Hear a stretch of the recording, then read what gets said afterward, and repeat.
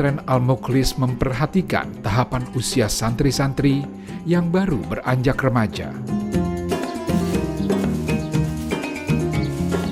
Itulah sebabnya digunakan konsep sekolah alam sebagai sarana untuk memberi ruang bagi tumbuh kembang fisik dan psikis para santri.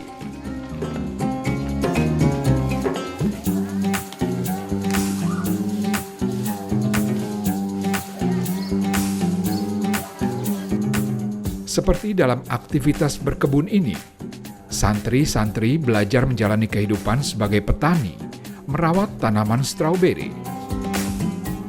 Dengan arahan dan pembinaan yang tepat, praktek sederhana semacam ini menjadi sarana yang efektif untuk memupuk pribadi yang berkarakter.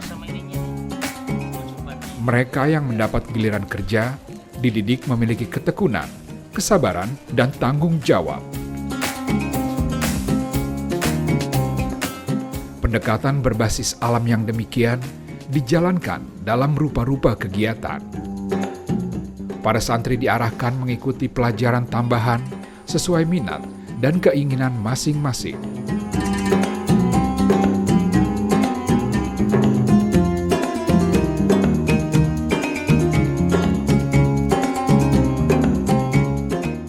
Kuda itu bernyawa hidup, kadang tidak berdiam gitu kayak motor.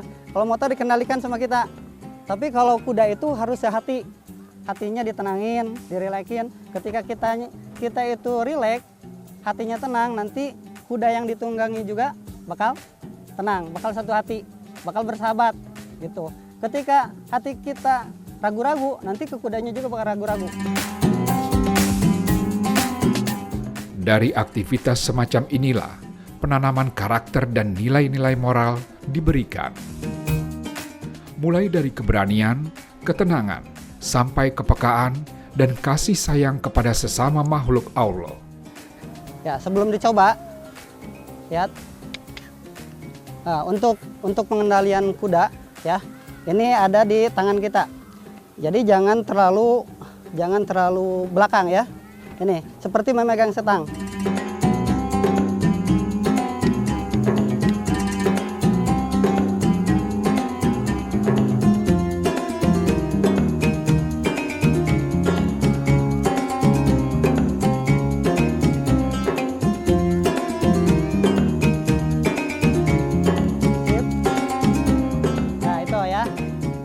Hadiah, nah, turun, nah dilus, harus sampai kenal kudanya itu beda. Gitu.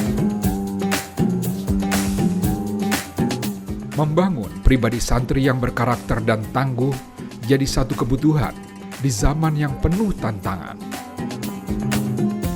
Pondok Pesantren Al-Mukhlis Cangkuang juga membekali para santri dengan kemampuan bela diri.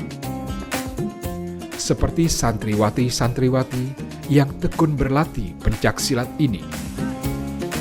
Kali ini mereka berlatih secara mandiri dengan pemandu salah seorang santriwati. Pola kemandirian semacam ini jadi sarana sekaligus wujud dari proses pembinaan yang berjalan dengan baik. Kerapian, ketangkasan, dan kemantapan gerak silat para santriwati ini seakan menjadi gambaran bagaimana setiap santri telah memiliki pondasi yang memadai. Di mana posisi dan peran mereka sebagai pribadi dan bagian dari kelompok yang lebih luas di sekitar kehidupan mereka. Demikian juga dengan santri-santri yang berlatih memanah ini. Mereka berlatih dengan sungguh-sungguh, fokus pada sasaran, sebelum kemudian melepaskan anak panah. Pilihan aktivitas yang didasari oleh minat dan kesenangan berarti kesediaan untuk menjalani dengan penuh tanggung jawab.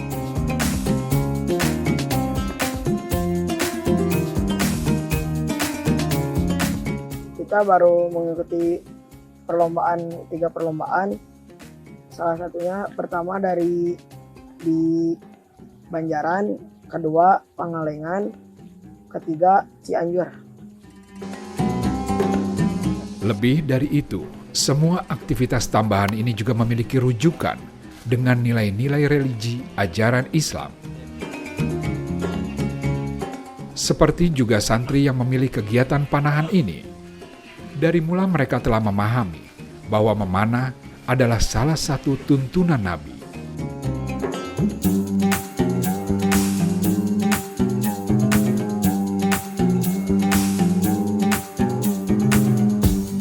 Banyak kalau olahraga, ada main bola, berkuda juga ada, berenang, silat, badminton, voli, tenis meja, dan masih banyak. Kenapa ikut panah? Karena kan ya terutamanya saya poin yang pokoknya itu karena kan sunnah ya. Karena kan ada suatu hadis yang menerangkan bahwa di sana dianjurkannya, diperintah oleh Rasulullah SAW untuk mempelajari panahan. Ya. Dalam hadis tersebut disebutkan, maka ajarilah anak-anak kalian berkuda, berenang, memanah. Dari situ saya memulai rasa suka ingin memanah. Mendalami setiap langkah dan aktivitas sebagai bagian dari pembelajaran menjadi pondasi penting pengajaran di pondok pesantren ini. Setiap santri terdidik dan terlatih bukan hanya secara fisik dan lahiriah, tapi juga sampai ke tahapan psikis, mental, dan konseptual.